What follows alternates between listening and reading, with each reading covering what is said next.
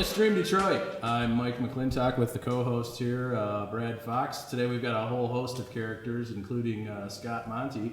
Thanks for coming on the show. How are you? Thanks for having me on. Pleasure to be here. Just going to talk about what's ripe in the digital world today, and about the new consultancy I just founded called Scott Monty Strategies. Scott Monty Strategies.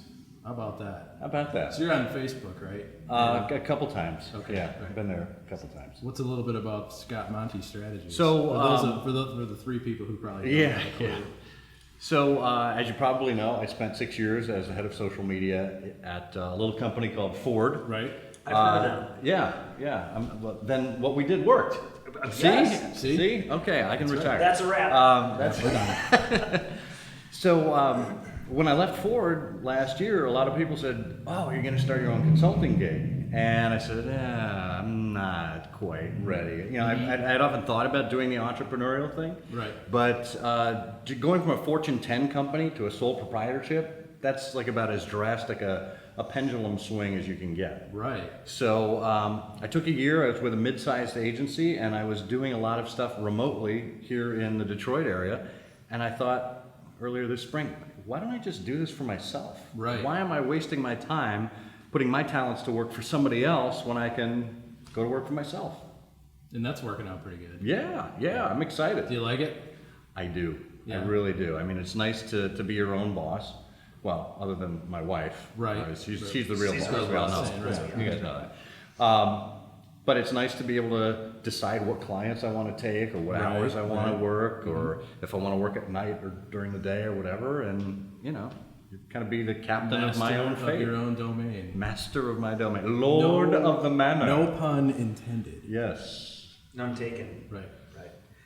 So tell us a little bit about social media. So when you were at Ford, 6 years in that role as kind of the social media manager, social media guru. I mean, it was beyond that too, because I remember reading a lot of your articles and so forth, kind of out of national news. So obviously the social piece worked very well.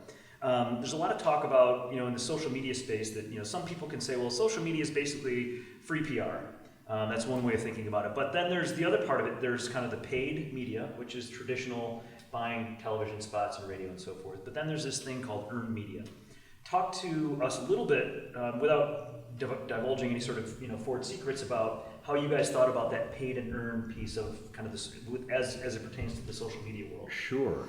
I think we're coming up on, it can't be 5. Yeah, 5 years ago this week that we were the first company to reveal a vehicle on Facebook. Was that Explorer? Wow. That was the Explorer. That was Ford 5 years revealed ago. the Explorer. You had 2011 Explorer in 2010 on Facebook and in 8 cities around the country. So we knew that we had to own they knew they had to own. Isn't there a phrase called "weewaff" when I was at Ford? Oh, that's good. I like that. Weewaff. There's Weewaff. a lot of people. I had no idea. Well, we waff. The idea was to take over the news for the day, to be the trending news story for the entire day. And we knew that was going to come about partly by doing all the stuff we needed to do in traditional PR, working with grassroots media, working with local media, national and broadcast media. But then we had rented media, Facebook and Twitter and the like, all the stuff that we have a presence on but we don't actually own. We had our own sites, Ford.com and the social, I guess it was the blog at the time. And then if you did it well and you were able to spike certain pieces of content with paid media to amplify, it became magic. And we knew that working hand in hand with the paid media department, that we wanted to target all of the 8 markets that we were in physically that day, and bring up the whether it's the paid search or even putting paid media against earned media, right? So the local paper writes a story about it, or the local television affiliate runs a video. You can actually pay to promote their media instead of just your own, right? So you get a whole mix of content that's pointing in the same direction at the same time in a coordinated fashion. That's really where the magic happens. And I would imagine it's a little bit tricky too to think about, on one hand, that a cynic might say, hey, you're just going for free stuff, which, PR to a certain degree, that their role really is, it is kind of the free stuff, but then it is a fine balance between advertorial, what is quid pro quo, which is, that concept is long gone, but it is, it is interesting to see how marketing and how people approach marketing has drastically shifted because of social media. Well, I think it's had to, and let's be clear too that PR and even pure social, let's call it organic social, isn't free, right? I mean, you hire the staff, you've got these hardworking people that, if they're doing it well, are crafting a story and getting other people to be interested in it for whatever reason. So you're pitching to a reporter or to a blogger, you've got to help them understand what's in it for them. Why it's going to make them look like a hero to their audience. Right. How's it going to sell papers? How's it going to bring in, viewers, eyeballs, exactly, etc. And getting the organic growth on a platform like Facebook, for example, it's not just a matter of putting your stuff out there and wishing or hoping that people will pick it up and share it on their platform or on their timeline. And that's the ultimate compliment, right? When somebody takes your content and just shares it on their own timeline, right? That they're proud to feature your content on there. So you can't make it seem like an ad. You have to make it seem like they're the first to know, right? They're the smartest person in the room. They're the funniest person in the room, right? There's got to be some exchange of value there, right? Yes. Now, that kind of organic reach only goes so far. It's when you take the paid media and start putting it against it, and putting paid media against organically proven content. When I was at Ford, we WAF. See, that's going to catch on. You kids out there, you pay attention. You heard it here first. That's a hashtag. That's better than haptic high five. I do it every time. It's a haptic hashtag. That's right. There you go. We used to get calls from the Facebook sales team, and they saw our content. And they said, your content is performing really well organically. You should spike it with some paid media. And we go, well, if it's doing well organically, why do we need to pay to have more people see it? And they said, because it's proven to appeal to people. It's the kind of stuff they want to see. So you want to make it available to as many people as possible. So they're conceptually it's 1 + 1 = 3 or something like that by kind of complementing. So that's a good formula there to sort of put things out organically, see what's catching on a little bit, and then boost that. And Facebook does that automatically now. You'll see the pop-ups if you run a page where they say this content is performing 85% better than your normal content. Click here to boost it, and you can throw $5, $10, $15. $150, whatever you want, whatever you have a budget for, to boost that particular content. And it's more manageable than ever now. They make it easy for the interface and easy. Yeah, absolutely. No, absolutely. So let me ask you. They make it easy for you to spend money on their platform. How does that work? Idea. We're not selling you anything, we're helping you buy. Yeah. You kind of blew me away with what the first thing you said was, you didn't say, the cliche, we want to make it go viral. You said we want to own the news for a day. That's a pretty big goal. It was. How many people in the world have actually tried to attack it from that big of a perspective? And look, that's not going to be something that every brand can do. I mean, that's something that a Fortune 10 brand can say, that has the national appeal. And by the way, at the end of the day, in tracking the statistics, we were a #1 trending topic on Twitter that morning, and we were the #2 trending topic for Google for the entire day. Wow. The only reason we were #2 is because that was one of the days that Lindsay Lohan was being admitted to or released from some facility. Right. So it's either one or the other, one of those two. She's either you always have coming out. 3 days a week where you don't have to compete with that, other than... Right. Yeah. But, and that goes to tell you what Americans value most. It's entertainment. That's a great point. That's a profound statement. But well, look, just last night you had this shooting in the Louisiana theater. Yep. So there's gun violence that's at the top of the charts again. You've got this Sandra Bland woman down in Texas who was found dead in her jail cell after a questionable stop, and yet the #1 trending topic right now on Twitter, Lindsay, Hulk Hogan. Yep.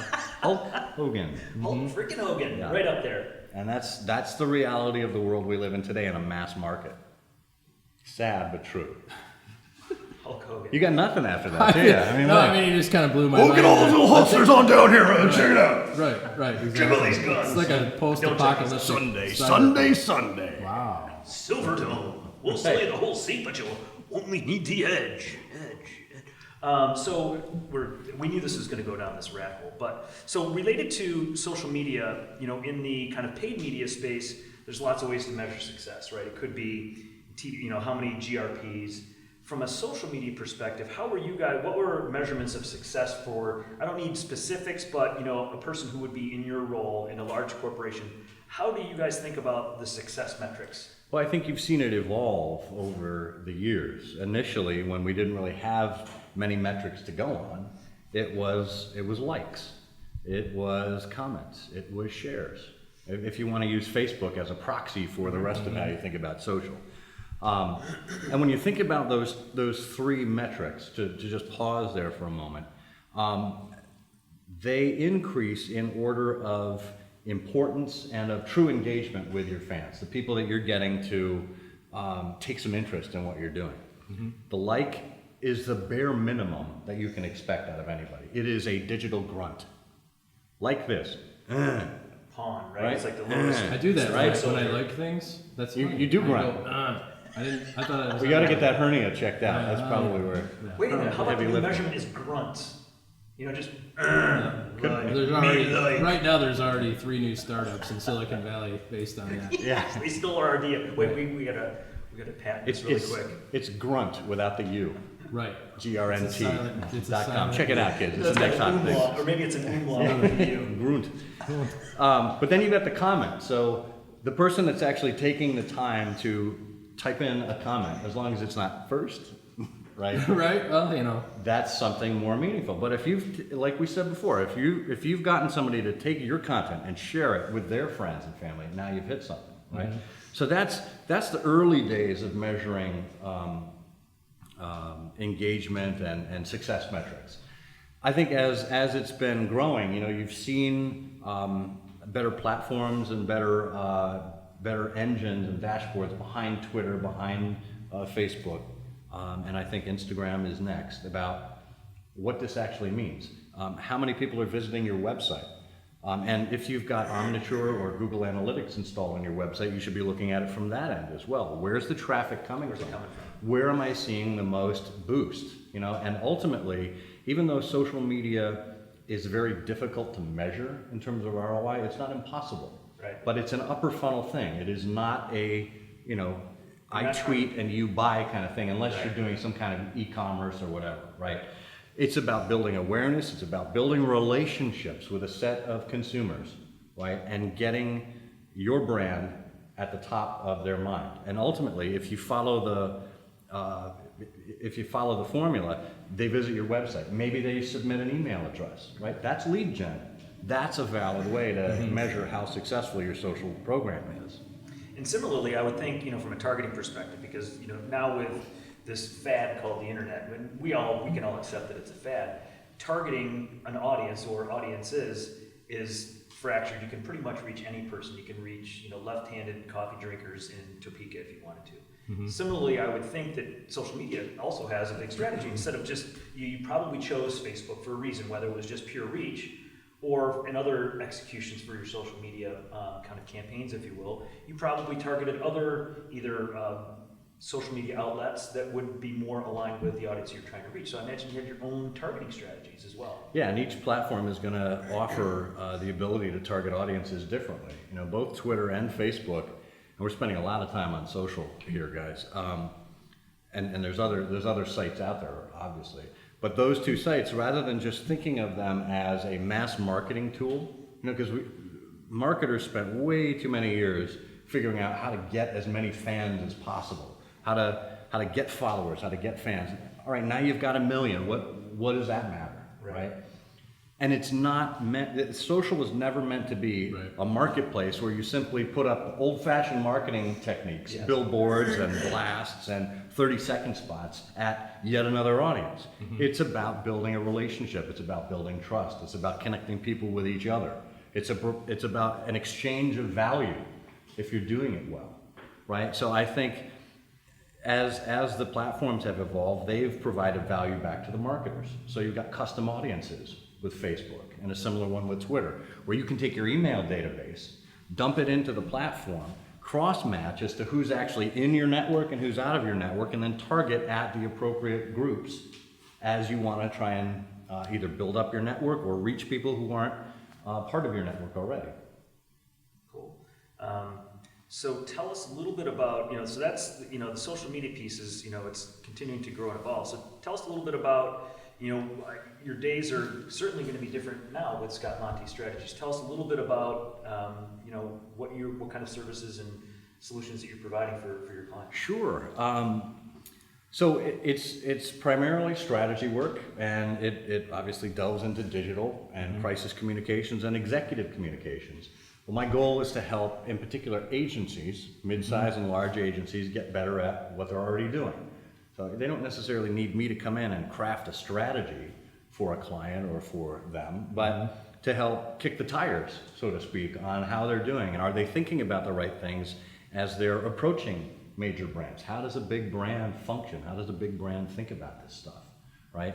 And to help them with pitching new business, to help them with existing clients, perhaps in verticals like automotive or digital, and simply take my experience from the past, almost decade or so, and put it towards their services. In addition, on the brand side, I had a lot of experience working up the social and digital transformation at Ford. We spent an awful lot of time talking about the cutting edge, or I should say the public edge of social, the marketing and communications elements of it. But when you think about the applications to a large enterprise in particular, how do they grapple with it as an entire business? How does it affect their legal department, their IT departments, their HR, right? How are they onboarding employees with an expectation that, there's some sort of collaboration going on, and there's this seamless flow of data from the outside world to the in, and any team within the company that needs insights is able to get it, not just the marketing team, not just the PR team. That sounds like one of the biggest problems with, what used to be called enterprise architecture now, is that's such a slower process that has existed before, and now this stuff happens so fast, and there's so many new feedback loops into it that it's almost like you need a different kind of thinking about it. Whereas enterprise architecture maybe kind of grew out of finance, accounting, those sorts of things, where they built those systems and it was all internal. Right. Well, now you've got these external endpoints all over the place that are interacting with your enterprise, and it's fast. I mean, Periscope, it's like instantaneous. Right.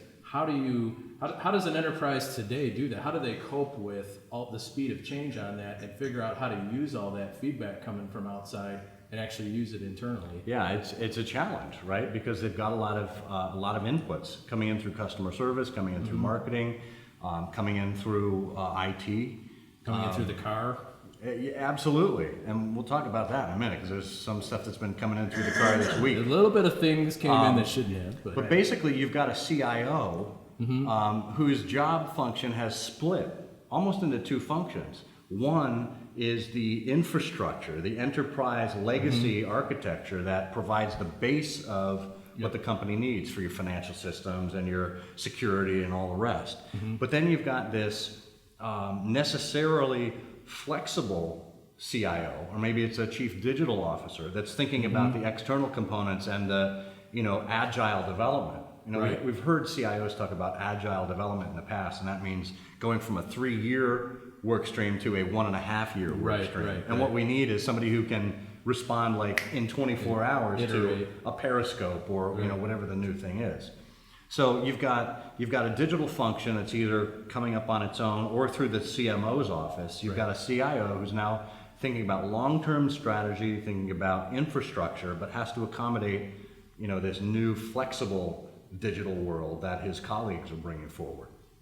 Yeah, how do they do that now? I mean, that's not insignificant, and it's almost like a future shock thing where the speed of the change has to be happening faster than they can respond to it now. So it's almost like you have two enterprises going now. The super fast, agile, lean startup almost attitude, and then the old stodgy part of it that's still running, COBOL. But those things have to coexist now. How do you not get Amazoned in a Borders world?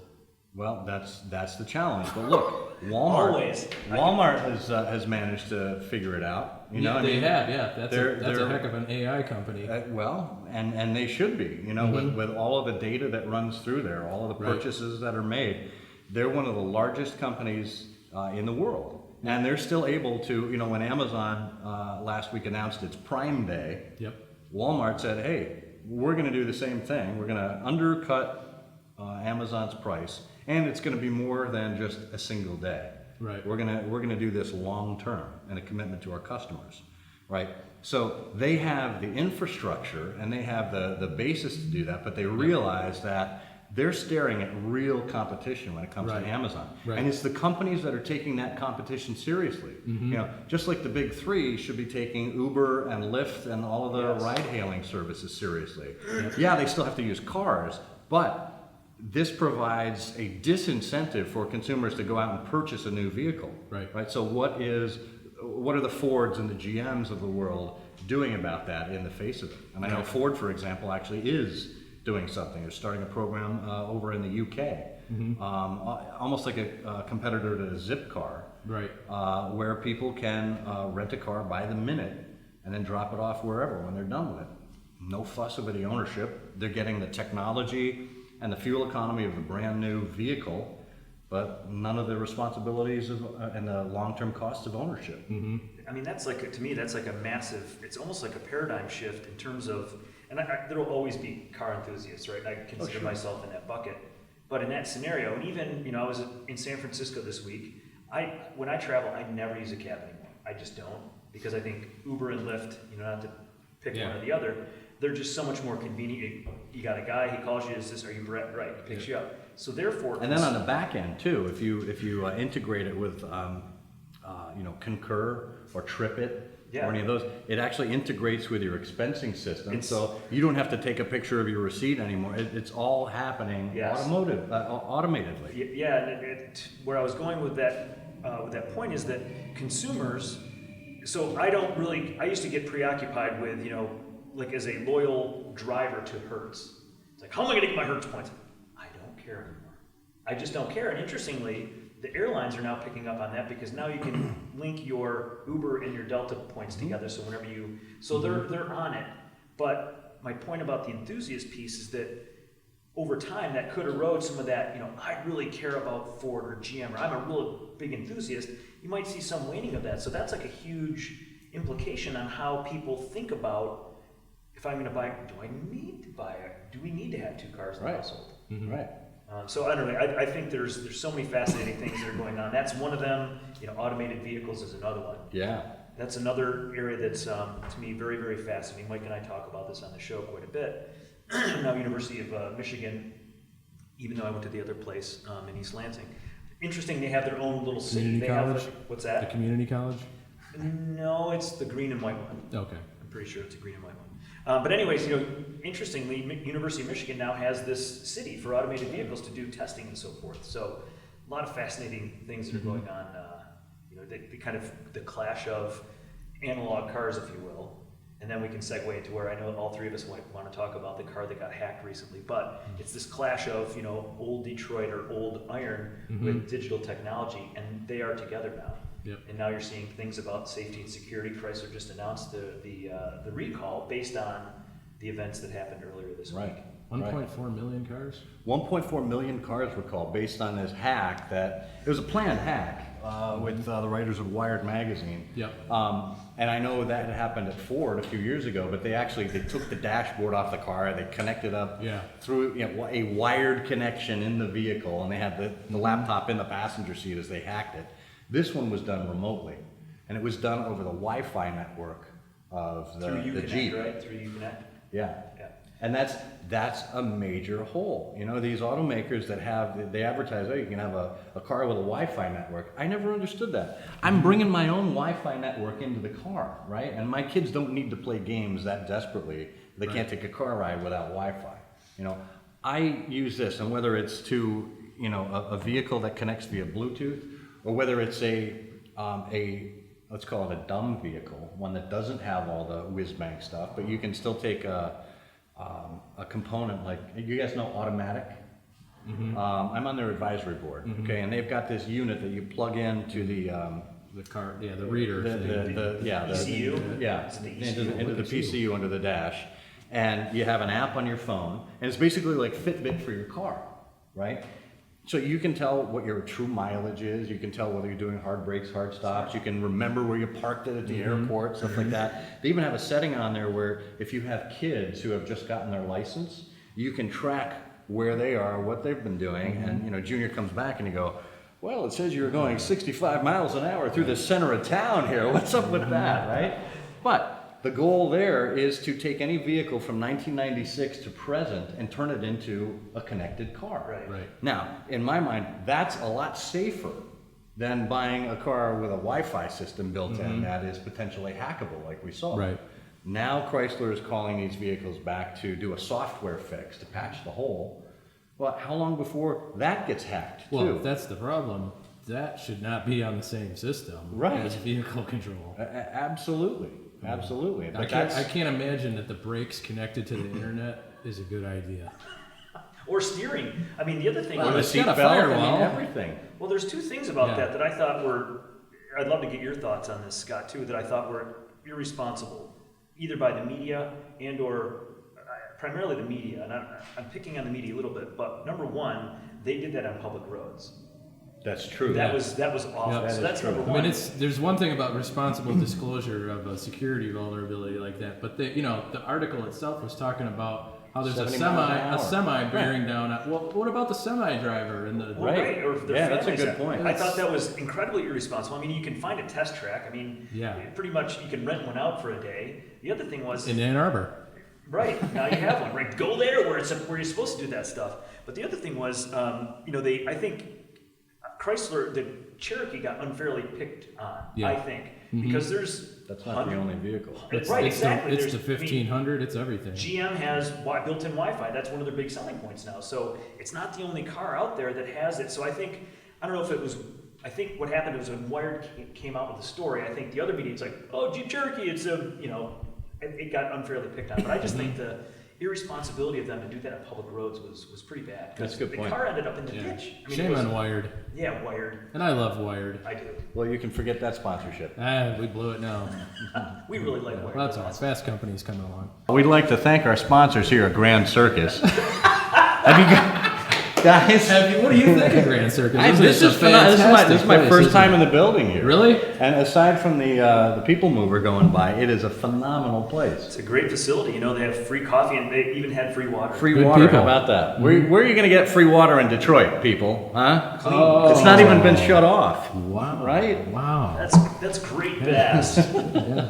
So to be fair, you weren't really capping on Chrysler. I was, but now I'm not. But you were really ripping on Wired, but not really. No, because they're probably going to be a sponsor. I'll just call them. They up. called during the break. Yeah, they tweeted also. Right. There's a hot tweet. Isn't that what they call it? That's called, yeah. We know about Chrysler's history of tweeting. Yes, we do. They've had some challenges there, Yeah. but that's like a Shouldn't double-edged tweet sword. from the car.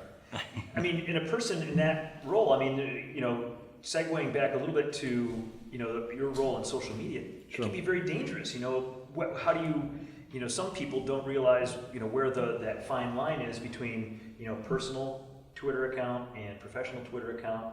Or where that button is on your phone. Which button? The one that says personal and corporate Chrysler. Right. The one that has the F-bomb filter. Oh, right. That button. Yeah, but that's a challenge. I mean, you got to be very. There's like a heightened level of consciousness, I would think, in that capacity where you're very forward-facing, very public-facing, and sometimes it comes back to nail you. Well, that's why I think there's a couple of things to think about here. One is, do you really want an agency doing that work for you?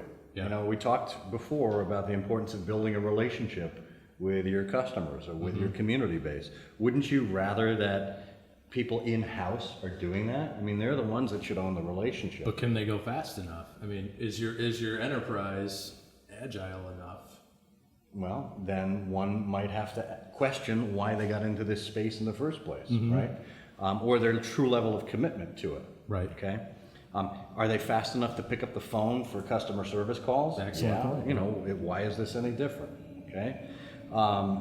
The other is, if you are in a position like that where you are representing a company online, on television, in print, wherever, you need to realize that you need to act in a certain way. And if that way isn't consistent with your personality, and you have to have this on-camera or online personality versus a real personality, you may have a problem with the profession you've chosen, right? But to me, one of the reasons that I've been fairly successful at what I do is because you get the real me day in and day out, no matter whether I'm representing a company, an agency, or just myself. That's, I think, what people have appreciated all along, is they get the real deal. It's genuine, right? It's like any brand, right? It's Right. like you want that brand to be genuine. And I think over time, brands that have been, who've kind of stood the test of time, are the brands that are genuine, and they don't try to be something that they aren't. Exactly. But it's a And- great point. It shouldn't matter if you're tweeting personally or professionally. It should be transparent. It shouldn't matter. You should be able to Right. be in the wrong account and still be able to own that tweet. But you should know that there are certain topics that you probably want to steer clear of if you are a public representative. Religion might be Politics, one. Right. religion. You know, I did a keynote 2 weeks ago in Dallas, Right. On crisis communications, and somebody asked me, because I think it was the week after the Supreme Court gay marriage decision. Right. She said, "How should companies be responding to this whole gay marriage thing?" And I said, "Well, truthfully, unless it's part of their DNA, unless it's something they've already expressed, there's no need to go and weigh in on this unless your customers are expecting it from you." Chick-fil-A, for example, they might have a very strong opinion. Absolutely, and they've built their brand on, being very. They're closed on Sundays. They don't open on Sundays because they believe that's the time you should spend with your family. Day of rest or whatever. Yeah, right. So that's consistent with their brand. But for Oreo to come out with their rainbow stacked cookie, it's cute. But is Yeah, it maybe necessary? Nabisco or the parent company there. I think Mondelez owns Yeah. them. Yeah. If they have a particular progressive stance on family medical leave and recognizing same-sex marriage, great. Consistent Right. with the But brand, why- right? why take a But stance? but it's a cookie. What Yeah. do I care what a cookie thinks about gay marriage, right? So let's shift maybe back to, we were talking a little bit about, safety and security with respect to all the technology that's going into cars. And, now there's, car-to-car communication. And I think, beyond the hackability, that certainly has to be... Hackability. Hackability. That's another hashtag. That's from the Department of Redundancy Department. The haptic hackability. hackability. That's a mouthful. That's a hashtag of haptic hackability. Easy to say is easy to say, but that was Hashtag haptic hackability. Hashtag haptic Hackability, I can't- yeah. what is it? hackathon. I think we should have a hackathon. But so safety, interestingly, whether it's airbags or ignition switches, that ladders to safety. But the way I think about automated vehicles, I think it's terrific because ultimately, yes, enthusiasts are going to be, no, I don't want the car that's run by robots and so forth. But at the end of the day, there's going to be a switch, and I'm going to be very simplistic, that says, do you want to automate or do you want to drive yourself, right? Like the autopilot button in airplane cockpits. Right, exactly right. It seems to work. This seems to work. Generally, Yeah. Generally. Yeah, but here's the thing, there's so much enthusiasm right now about driverless cars. And I don't think cars are ever going to be completely driverless.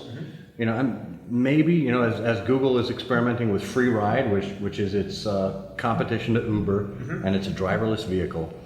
But because of, and we'll see how this evolves, because of the insurance industry and liability, Yeah. right? And we've got automakers trying to grapple with this right now. If your automated or semi-automated vehicle goes nuts, and you're not at the wheel, right, or you can't control it, It's who's liability. responsible? It's liability, Is right. it you? Is it the automaker? Is it the supplier? Exactly, right? So that's a complexity that needs to be grappled with. The other thing is just the reality that Of the 11 accidents that the Google driverless car has been in right now, Which the media was very quick to point out, there's been 11 accidents with automated vehicles, and all caused by other drivers, human error. right? Who are not in automated vehicles. Yeah. So we are a generation or two away from seeing a world of all automated vehicles, because you're going to have somebody that still has that Yep. old-fashioned car. They're still hanging on to their 2008 Corolla or whatever it is, right? You won't see the automated vehicles at the Woodward Dream Cruise. No. Unless they have an alternative universe Woodward Dream Cruise of Right. just automated vehicles. Here's- We can't get to our flying cars that we're supposed to have had years ago Right. until they're automated. Right. Because I don't want somebody flying over Forget my it. house. Well, I've I've got- seen them that's- drive in front of my house. That's the point, is that you need to be able to have the interoperability where you can go from automated to Yes. driver assisted Right. or driver controlled I technology. agree. I think there's going to be varying degrees of, is it fully automatic? Are you driving? Are you ripping around the racetrack just to have some fun? But there's, very practical applications, right? I mean, think about grocery shopping, for example. You don't need a big SUV to go grocery shopping. In the future, Unless you go to You Costco. could order your groceries in a- online and send your car. in a world, right? Or it doesn't even have to be a car. It could be a box with 4 wheels, and you just say, "Here's my list." Program it in with your app. It goes out to Kroger's, comes back with your stuff, and you're good to go. Isn't that what drones are for? Yes. So that's Yeah. or We if should you get a wanna float big in the air. retailer to experiment with Yeah. that. But that's even further out. But I still think that's, I think that's where it goes. But ultimately, it's like personal choice. But there's other things like if you're too tired to Absolutely. drive, it's like, oh man, I probably shouldn't. I'm sure we've all, Yep. except for me, I've never driven at 4 in the morning before. But I mean, if you're too tired and you shouldn't be driving, that is a great use case. Or older people who shouldn't be driving. Yep. Now they have an opportunity to still have that sense of freedom, but go where they want, pre-program the address, and off you go. Or people with disabilities, there's a lot of real practical applications for it. And enthusiasts too, just flip the switch to, I want to do burnouts, right? You make a good point though too about it, is that it's not just whether or not there's a consumer adoption problem Right. with it, which there may or may not be. It's who's going to make them. So maybe it has to wind up being some startup that doesn't care about the risk, because I mean, Ford Motor Company or GM or Chrysler or anybody, they have a lot at stake to start putting out automated driverless vehicles. Right. Maybe it's going to wind up being the Tesla version 4 or something like that, and assembled by tier 1, 2, 3 of the auto suppliers, where they're putting together, like you said, a refrigerator on wheels. It's almost like it's its own driving drone industry. Why does it have to be in the form factor of a car with a Right. steering wheel? Exactly. But if anything, it's something for the tort lawyers to fight over in the future. Right. And I think Right. that it's going to be that. and it's Maybe, gonna be maybe watching. that's why it won't be the current OEMs that do it. Maybe it'll have to be some crazy knucklehead startup guy who doesn't care about the risk of it and doesn't and if it fails, it fails. But at least it's not going to take down a Fortune 5 company. Right. Right. Yeah, but I think it's like the big one is going to be legislative. It's consumer adoption is one thing. I think, personally as an enthusiast, I love driving the car myself, but there are times when it's like, I don't think, you press the switch and off you go. But, Yeah. but It'd be I think, great for the bar industry and bad for the trucking industry.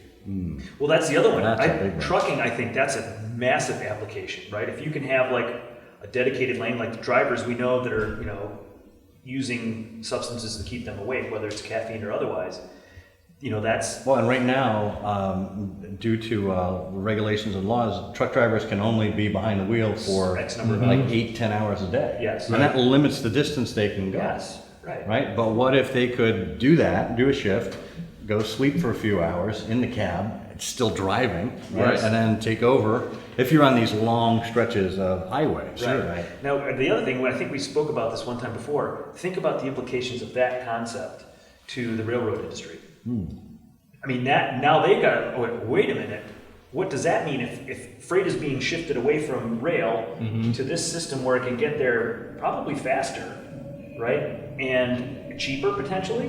What are the people who are, railroad industry, how are they thinking about automated things? And all of this flows over into what does the employment situation look like in the future? You know, if you're automating a lot of these driving jobs, Right. and I heard some estimate the other day that 60% of all jobs require some sort of driving as part of the function. Whether you're a delivery man or a taxi driver, whatever it is, 60% of jobs in this country have to do with driving. Right? Now you're taking that away and replacing it with an automated thing. Where do those people go for a living? You know, how do they start to make some meaning out of their lives if their livelihood has been taken from them? If you're going to automate driving, what can't you automate? Well, right. I mean, but there's it creates its own ecosystem, right? Which in turn creates jobs. Whether or not that's going to be a job that's for people who are drivers, whether it's, you know, not college educated or otherwise. But those types of things that have massive implications for an industry, like just transportation in general, it's going to create its own ecosystem. I don't know what that looks like, which means it's going to create jobs, but does that mean, it is a great question to think about. Yeah.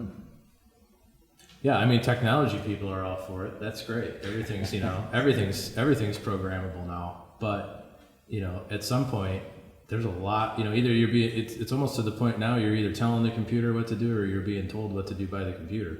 True. Or your car's driving itself. Yeah. We just talked ourselves out of automated vehicles. That's it. It's just, for society's sake. I think of, you know, the airline pilots, you know, what has happened over the last, say, 40 years in the cockpit, right? There used to be, basically with every jet plane, and I even think with prop planes, there was 4 people in the cockpit. Mm-hmm. And now it's down to 2. You had, you know, navigator, co-pilot, the other guy, and the other guy, right? Whoever those 4 are, right? Pilot, co-pilot, engineer, right? The guy touching the buttons. I see you've got the machine. Victor Basta. Right, that guy. But now there's basically 2 guys, and now there's even talk about why are there 2 guys, right? You could have one guy, and, you know, with all the automated systems, now their systems. The planes, the runways land the planes. I think the pilots are just there to make everybody feel good. Right. But that probably could get theoretically engineered out of there because, you know, a lot of the accidents that do happen on airlines, I don't know the numbers, but it's a big number. It's like 90% of airline accidents are because of pilot error, so human error, right? So there's a huge safety benefit. Same thing with automated transportation in general, right? So cars are going to be more efficient. You know, if you get 2 cars in a freeway, you program your thing, everybody gets in the fast lane with all the communications between radar, sensing. Fuel economy is going to be better. Safety is going to be better. What does that mean to insurance companies, right? But then you always need Sully on the plane when it sucks in the ducts into the engine. You got to be able to. That's exactly. My kids they don't have a program. My kids watch this program called Why Airplanes Crash. Oh, right. It's a good bedtime story. As somebody who travels a lot for work, while they're on an airplane, right? No, that's the in-flight programming. Please, it freaks me out. Yeah, right. I can't watch this. I've learned a few things while watching it. A lot of these accidents that took place in the 70s, 80s, 90s, as they've done the investigations, they've actually pinpointed structural improvements to make to the plane or engineering improvements. And there was one where an engine, I think there was a hairline crack in the center part of the fan in the engine. It blew apart mid-flight. It hit the rudder on the tail, or the elevator on the tail, and blew through all 3 hydraulic lines. That was Sioux City. That was United DC-10. Yeah, so you've got the pilot, actually both pilots there, who are trying to recover the plane and get into a flyable mode. They had There's a flight instructor, right? He came on and he was manually firing the engines as they were going into a landing.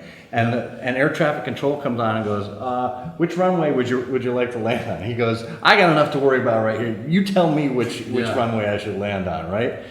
That and they all survive, or the majority of them survive, because of the pilot's expertise. Yep. Right? So you got to ask yourself, in a driving situation in the future, if you've got a kid that learned how to drive with all of this automated stuff around her, how is she going to know how to control the car if there's a malfunction or if something goes wrong? Right. I mean, think about the notion today between manual and automatic transmission. There's a lot of kids you put into a manual car, they're like, I can't do this. Yeah, right. What is this thing? Hey, and flag it. But given the experience and given the ability to actually drive themselves first and become expert drivers, then an automated or semi-autonomous vehicle becomes less of a danger later on. Right. The second point is to your point about insurance. right? I think this is a hallmark for the insurance industry. This is a real pivot point where you can go from generalized pools of individuals to actual behavior. You, Brad, we know exactly what your driving habits have been over the last 3 months based on extracting the vehicle data. And you see some of that stuff that plugs into an ECU, like is it Yep. progressive? We can plug that thing in. Yep. Or the automatic app, those guys may, That's where the may end up taxation's doing going it. to that too now. Yeah, 'Cause, right. Hey, you got electric cars. We can't tax you at the pump. We got to tax you by the kilowatt, foot. yeah. Yeah, so that I think you're right about the insurance piece. But then it's like the Big Brother piece too. Is that too Big Brother-esque, or is it opt-in, where a person says, I think I'm a pretty safe driver. I mean, I like to tip into throttle every once in a while. So I probably don't. Well, I think what it does is it incentivizes better behavior Yes. behind the wheels. When you have teenage drivers in the house, the rates always go up because of their irresponsibility. Well, what if you could demonstrate that you had a teenager who's actually a very responsible driver? Right? And you're giving the insurance company the data to make decisions based on how they price your claims. And that's probably true. I would say that most of them are. It's just the ones that aren't far more likely to be messing some stuff up. I know. But most kids, especially when they start driving, they're, hey, I'm gonna take this seriously and be responsible. Not me, but Well, because you're not a teenager. well, when I was, but luckily my car only went like 33 miles an hour. It took like an hour to get to that point. But what was I talking about? 0 to 33 in 60 minutes. That's Right. great. Yeah, this is the part where I hope my insurance company isn't watching. Yeah. So, the future moving forward, we've got all these connected cars, we've got so much technology happening. How is it that these companies are able now to figure out even how to process it all? From an enterprise standpoint, how do they do that now? They've got literally feedback coming from connected cars. Yeah. What do they do with that? I mean, how do you move your enterprise, your company, your business faster enough to catch up? I don't know. I got to tell you, it's amazing the amount of data that we go through every day, whether it's vehicle-specific data or other machine-specific data, GPS-related, app-specific, social media, web traffic. I mean, we don't need more data. Yes. And this talk about big data, we've got plenty of data. We just need to figure out what the hell to do with it at this point. With lots of data, we have no information. I'd like some small insights out of the big data. That would be a good start, right? Okay. To start actually looking at how these play together, how you can spot trends. And I think that's where I think the next 5-10 years of the world, data analysts and data artisans. Okay, I like that. If we can coin a phrase. That's a great phrase. Yeah, because you need people that obviously understand data and how to manipulate data and how to interpret data, but they also have to have a side of them that understands the softer side, that understands strategy, that understands how people like to be talked to, right? And they can stitch those two together to say, okay, here's what it means, right? And there's going to be different levels of that within the enterprise. Here's what it means for a product development team is going to be much different than here's what it means for your marketing team, right? But somebody that can stitch those two together and actually craft insights out of data is what we need. So you think there's consultants now and agencies and places like that who are sort of working in the data artisanry mode, and that they've got to sort of outsource that a little bit as they kind of bring that in and learn. Is that where businesses are going now? They're trying to figure out how to have people closer to the customer be able to interpret that and react appropriately. Yeah. No, I think so, and I think that's why it's so important for practitioners of this craft to be fully conversant in the technologies that they're trying to make these interpretations on. Right. What does it mean when there's actually a whole subset of analysis that's going on with emojis now. I advise a company called Signal Labs, Okay. And they do a lot of analysis of consumer chatter on the web, on the social sites, etc. They're ramping up their capabilities to analyze emojis and to create a little more automation in the whole sentiment analysis area, right? From because emojis. Sarcasm and emojis and all this, almost visual communication that people have, the cues that you pick up on. Right.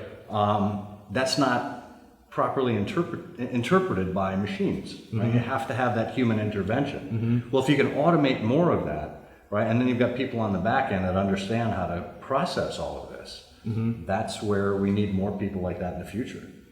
So that's, the data artisan, emoji, poo analyzing, growth hacker.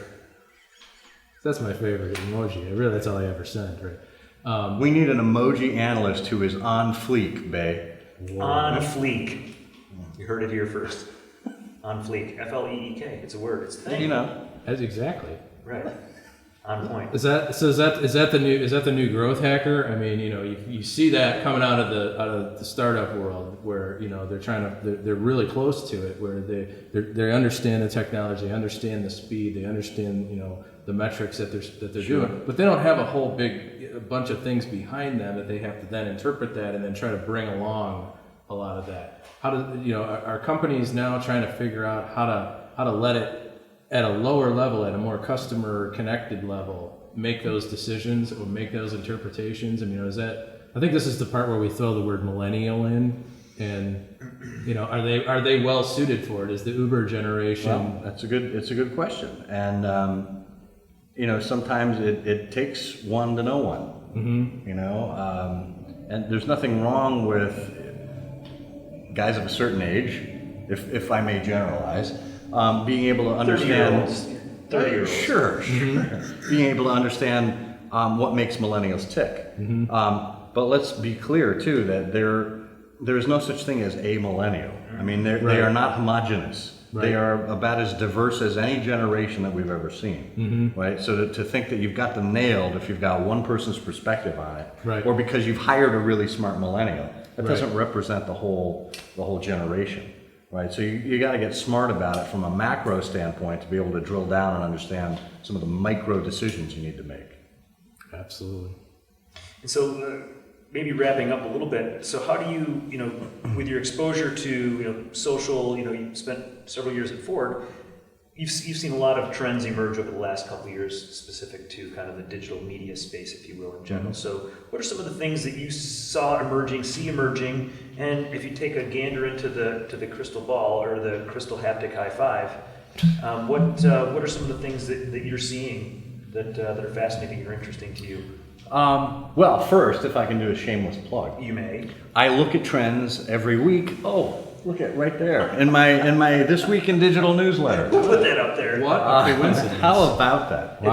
Speaking of on fleek, I mean it was right there. Thanks, babe. But I think some of the things that we've seen are obviously a rise in visual technologies or visual communications. So obviously Instagram, everybody knows about, but we are seeing more things being communicated with pictures and videos than we ever have been before. And I forget what show I was listening to recently. I was driving around in the car listening to a podcast.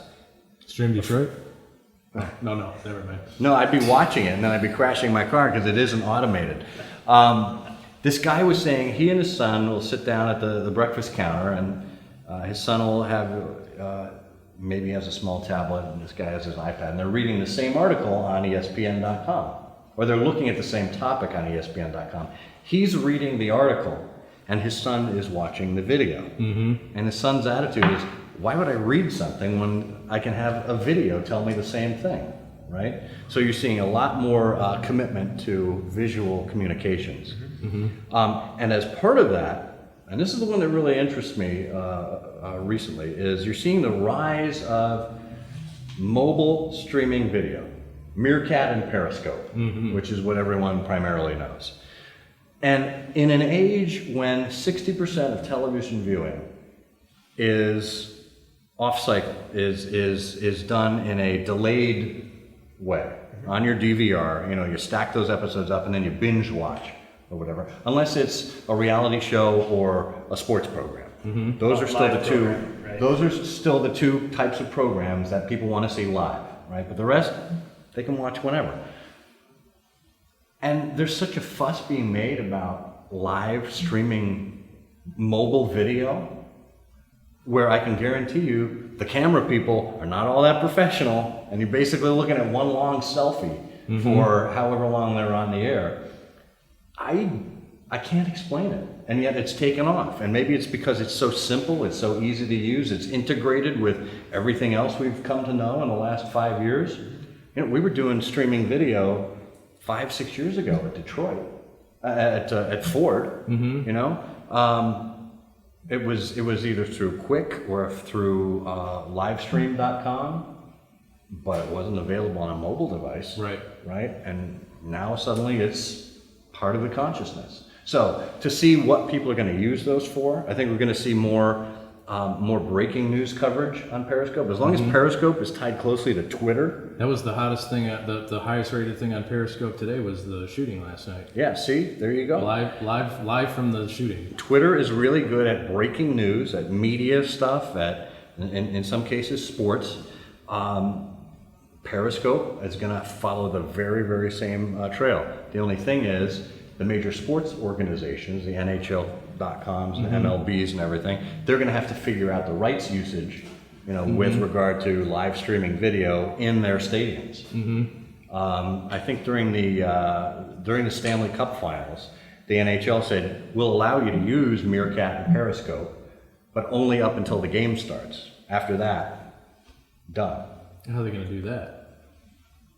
I have no idea. See, the challenge is, But why would they want to do if you that? get programming, if you're watching something on Periscope from somebody, you know, up in the bleacher section or up in the nosebleed section, Right. and you're getting this shaky video, But why, how is that why any does the comparison NHL to what you're even getting care? on? You're right. I mean, why does the NHL care? Because they have networks paying them lots of money. That's- Yeah, but if that's I want to true. watch it in high def and actually get a camera angle that's going to be good, I'm going to watch it on professional TV. One would think that could be a drive to get more people to buy the Exactly. subscription stuff, right? Right. That would be like somebody, well, oh my gosh, I forgot this game was even on. Let me turn off Periscope and go watch Right. the game. But in Brad, to in a your, gigantic 55-inch screen In in high high def. def surround sound, Right. blah blah blah. It's like, oh, And I don't want to listen to the guy Right. talking and slurping his beer anyway. but Brad, to your point, I think that's still the mentality that they're stuck in. Right. I don't think that's necessarily bad, but it is No. it is the reality Right. that they've got these big ass contracts. I swore, I said, but they've got these really big contracts that they can't, you know, that are kind of legacy deals. And they're 5-10 year deals. I mean, you probably know better than I, but a lot of these big programming deals, and they got sponsors, you know, they got all these things that are considerations. Cool technology, but I think ultimately that technology is going to evolve in some fashion. And I think we'll probably see very quickly going into the fall season how sports teams are going to take advantage of live stream video. You know, how they're going to integrate it into the rest of their broadcast. You know, and This is and where we need complement Terrell it. Owens to have a fall. He needs to make a comeback just for the Periscope factor in the end zone. Right? He's going to have one everywhere. He's just going to pull it out. Is he the guy who pulled one out of the Pulled the Sharpie out. right? He's going to pull out the one that protects the goalpost. Yeah. The padding pulls one out of there. Ridiculous. Yeah, he would be great. He would have him everywhere in the stadium. Right. Yeah. Periscope on the front of the helmet. Actually, I just saw I want a cut of that in yesterday. NFL. Yesterday, I saw that Meerkat is integrating on iOS devices only with GoPro cameras. Oh. See, there Right? it is. GoPro has done a deal with Meerkat, so Yeah, but then everybody's going to have, instead of an L on their forehead like I do, they're going to have like a GoPro right That's on. where we're going. It's all going to be just cameras on our forehead. Right. That's it. That's how it ends. When you see the cameras on the forehead. you remember Justin TV Yep. from 2006 Yeah, sure. or so? Yeah. You know, that's how Justine got her start. Wearing a baseball cap with a camera clipped on the bill of the hat, and then some enormous backpack for the battery and the Right. the streaming and And a brick everything. phone. And I think it was I think she had an Ebdo card or something like that. Anyway, that's where it started. That's where you had people walking around literally with a camera on their heads. So probably not too far off as Skynet takes over everything and the cyborgs rule us all. Exactly. So that's how we know is when everybody's got the camera on their forehead. Exactly. That's it. That's the end of it. And when people say, "I'll be back," You know That's that it. the end is nigh. Right. if you want to live, come with me. All right. Well, Scott, Monty, thanks so much for coming on the show. Thanks, Mike. All right. It's a good time. Nice to be here. Yeah. Let's go. Let's go Haptic drink some high whiskey. five. Let's go have a haptic high five and drink some whiskey at Cornerstone Barrel House. That sounds like a great idea.